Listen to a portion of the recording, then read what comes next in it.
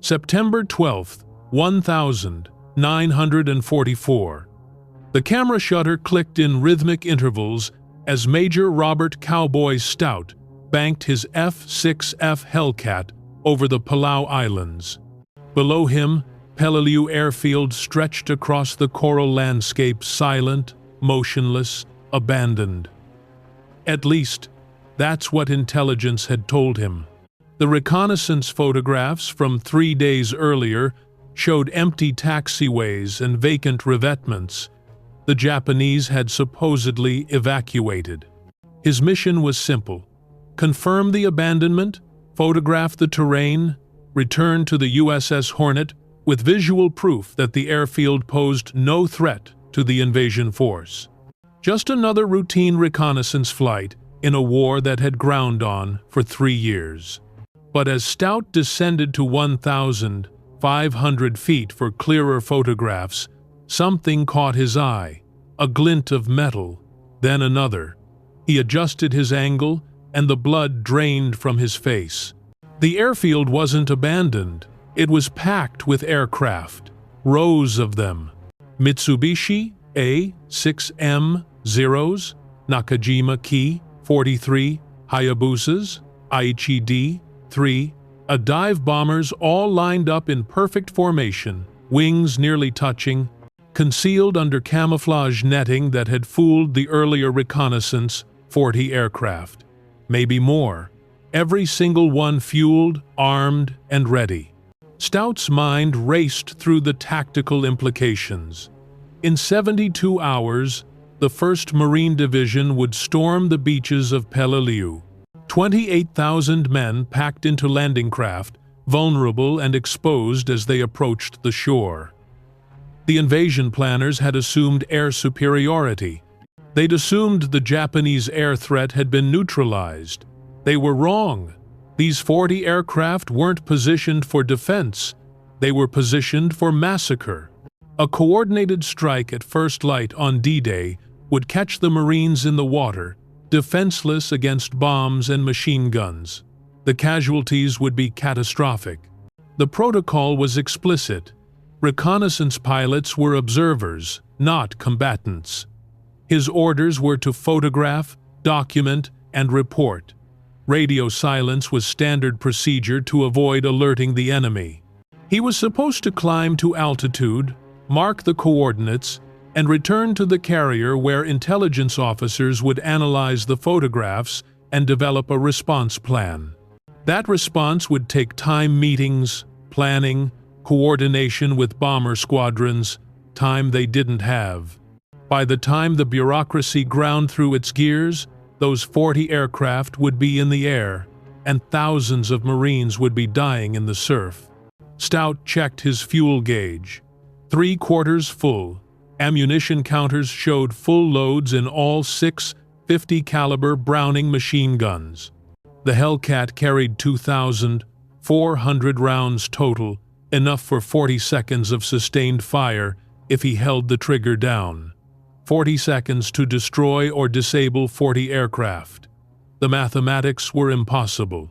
But so was the alternative. He made his decision in the space between heartbeats. Stout pushed the throttle forward, dropped the nose, and dove toward the airfield. No radio call to the carrier, no request for permission, no backup. Just one pilot, one aircraft, and the most insane calculation of risk versus necessity ever made in the Pacific theater. The first pass came in low and fast, barely 50 feet above the coral. Stout lined up on the nearest row of zeros and squeezed the trigger. The Hellcat shuddered as all 6 machine guns opened fire simultaneously. The sound, like tearing canvas, magnified 1,000 times. Tracers arced across the airfield. The first Zero's fuel tank erupted in orange flame. The second's propeller disintegrated. The third's cockpit shattered. Stout held the trigger for 3 seconds. 180 rounds, then released as he roared over the far end of the airfield and hauled the Hellcat into a climbing turn. The element of surprise lasted exactly one pass. Ground crews who'd been lounging in the shade now sprinted for anti-aircraft positions. Sirens wailed across the base. Type 96. 25mm anti-aircraft guns swiveled toward the sky, their crews cranking elevation wheels. Stout had maybe 30 seconds before the defensive fire became coordinated and lethal. He rolled inverted at the top of his climb, oriented himself, and dove again from a different angle. This time, he targeted the dive bombers, the D-3, as that would be most effective against packed landing craft. The second pass destroyed 3 more aircraft. Fuel and ammunition detonated in a chain reaction that spread to a fourth. Black smoke billowed across the airfield, providing partial concealment, but also making target identification harder. Anti-aircraft fire found him on the third pass. Tracers streaked past his canopy. Something slammed into the Hellcat's left wing with a metallic bang that he felt through the control stick. The aircraft shuddered but stayed airborne. Stout jinked right, then left, then dove even lower, 20 feet above the ground now, using the terrain and smoke for cover. He lined up on a cluster of Hayabusas and fired again. 2 more aircraft burst into flames. The Hellcat's guns were designed for air-to-air combat, not sustained ground attack. The barrels were heating up, reducing accuracy with each pass. Stout had to adjust his aim point to compensate for the drift. He had to time each burst perfectly too short, and the rounds wouldn't penetrate critical systems too long, and he'd waste ammunition on a single target. Every bullet had to count. Every pass had to destroy or permanently disable at least 1 aircraft. Pass 4, 5, 6. The mathematics started shifting in Stout's favor. Each destroyed aircraft meant 1 less threat to the Marines, but it also meant more fire and smoke obscuring the remaining targets. Fuel bladders ignited, sending fireballs mushrooming into the tropical sky. Ammunition cooked off in the burning wrecks, spraying shrapnel across the airfield. A Zero's machine gun ammunition detonated, stitching bullet holes across 2 adjacent aircraft that hadn't been hit yet. The Japanese ground crews, rather than fighting the fires, focused on trying to push undamaged aircraft away from the conflagration. They were fighting 2 battles now against Stout and against the spreading destruction. The anti-aircraft fire intensified. A 25mm shell exploded 20 feet from Stout's right wing, the concussion jolting the Hellcat sideways. Shrapnel peppered the fuselage. Another round punched through the tail section. The rudder controls felt mushy. Stout compensated with aileron, knowing that if he lost too much control authority, the mission was over. He'd be forced to climb to altitude and limp back to the carrier with the job half finished. Pass 7. He targeted a row of aircraft that the ground crews had managed to push into a revetment, thinking they'd be protected. Stout came in at a 45-degree angle, firing through the revetment's opening. 3 aircraft destroyed. Pass 8, he strafed the fuel trucks that had been servicing the aircraft. They detonated like bombs, the overpressure wave flipping a nearby Zero onto its back. His ammunition counter was dropping toward 0. Stout recalculated. Roughly 400 rounds remaining. That was enough for maybe 3 more passes. 4, if he exercised perfect fire discipline. He climbed to 800 feet, circling the airfield to assess the damage and identify the highest value remaining targets. Through the smoke, he counted 17 aircraft still intact or repairable. 17 planes that could still participate in the massacre if he failed to finish the job. The anti-aircraft guns tracked him during the assessment pass, but he stayed just outside their effective range. They were firing anyway, filling the sky with steel in hopes of a lucky hit. Stout marked the clusters of intact aircraft. In his mind, 3 here, 4 there, 5 near the southern end of the field, 5 more dispersed along the eastern taxiway. He'd have to be selective. Target the ones that could be made operational fastest. Zeros first. They were the most dangerous to the landing craft. Then, the dive bombers. Pass 9 came from the north, into the sun, with the glare behind him making targeting harder for the anti-aircraft crews. Stout dropped to 30 feet and opened fire on the southern cluster. The first Zero's wing buckled as 50 caliber rounds sawed through the main spar. The second caught fire. The third he only managed to damage before his ammunition ran critically low, and he had to pull off. 200 rounds remaining. Maybe 1 pass left, possibly 2 if he fired in ultra-short bursts. Stout made a decision that defied every instinct for self-preservation. Instead of climbing to altitude and escaping, while he still had control of the damaged Hellcat, he set up for another attack run. The Marines needed every single one of these aircraft destroyed.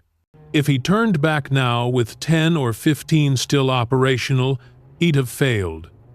Those aircraft would still wreak havoc on the invasion force, just less havoc than 40 would have. Past 10, Stout lined up on the eastern taxiway cluster and fired in 2-second bursts, 30 rounds per burst, aiming for fuel tanks and cockpits. 1 Zero burst into flames, another's propeller sheared off. A third took damage to its engine, cowling that would require extensive repair. His ammunition counter hit 0. The guns clicked empty, no more bullets. But Stout wasn't finished. He had 1 weapon left, the Hellcat itself. At 300 miles per hour, the 12,000-pound fighter was a kinetic projectile.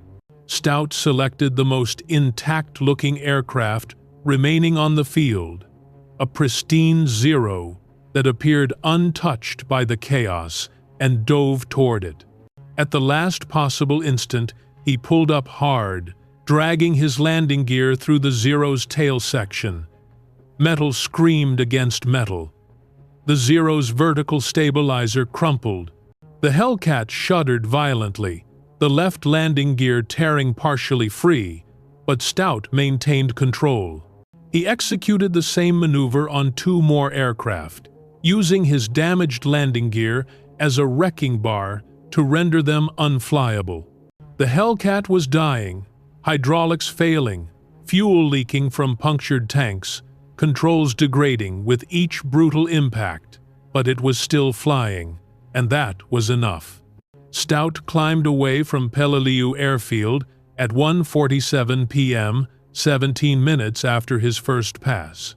Behind him, 40 aircraft were destroyed, damaged beyond repair, or rendered inoperable. Not a single Japanese plane on that airfield would fly on D-Day. The smoke column was visible from 60 miles away, a black pillar rising into the tropical sky like a funeral pyre for Japan's air superiority in the Palau Islands. The return flight to the USS Hornet took 40 minutes. The Hellcat leaked fuel the entire way. The damaged landing gear wouldn't retract. The rudder responded sluggishly, forcing Stout to use excessive aileron input for course corrections.